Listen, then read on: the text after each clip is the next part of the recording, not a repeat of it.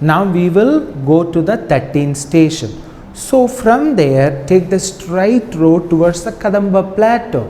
So as you ascend the Kadamba Plateau, you will see an overbridge which connects this Kadamba Plateau side to the College of St. Augustine, the ruins of St. Augustine. Behind that, the road is coming now. This road will be connected through this overbridge. Take that and come that way and come down to the Augustinian ruins and come down.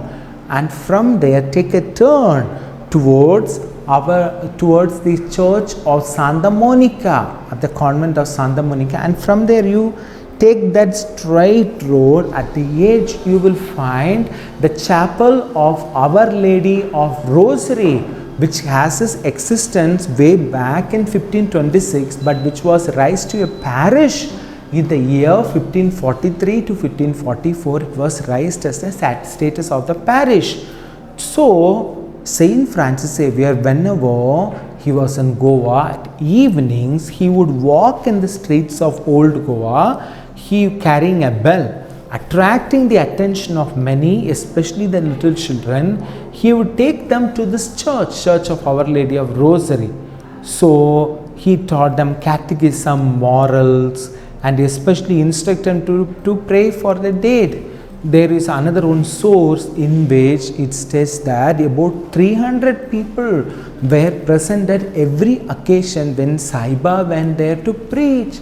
So it's a very large number, and he was preaching them. It was a time without microphones or any of this phones, anything, nothing like that. Through the natural voice that to speak for 300 people, he had preached this gospel almost like every day, and many were touched and many were grateful to Saint Francis Xavier and the God who is doing miracles through his servant Saint Francis Xavier. So at this place, in the letters of Saint Francis Xavier itself, he mentions that he was teaching many children, as many as 300. What he was teaching? Prayers, creeds and 10 commandments. And seeing this improvement, the Bishop of Goa, Dom Joa de Alberg himself got inspired, and he ordered that this should be followed in the other parishes too. So he was preaching in this church on morning, in Sundays and holidays. And also in every afternoon he was explaining to the natives the articles of creed at this place.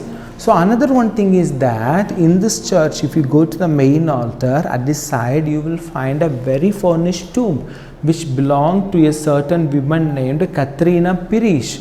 So this Katrina Pirish was married to she was in love with this Dam Garcia Deza, who was the governor of Goa during that time. So they were not formally married, but Saint Francis Xavier insisted of getting them married, and in his presence only they got married. So her tomb is still there, you can see that. So keeping all these sentiments, let us now pray to Saint Francis Xavier as a thanksgiving for everything that God has been doing through Saint Francis Xavier. Now we will say, Our Father who art in heaven, hallowed be thy name, thy kingdom come, thy will be done on earth as it is in heaven. Give us this day our daily bread, and forgive us our trespasses as we forgive those who trespass against us, and lead us not into temptation, but deliver us from evil. Amen. Hail Mary, full of grace, the Lord is with thee. Blessed are you amongst women, and blessed is the fruit of your womb, Jesus. Holy Mary, Mother of God, pray for us sinners now and at the hour of our death. Amen.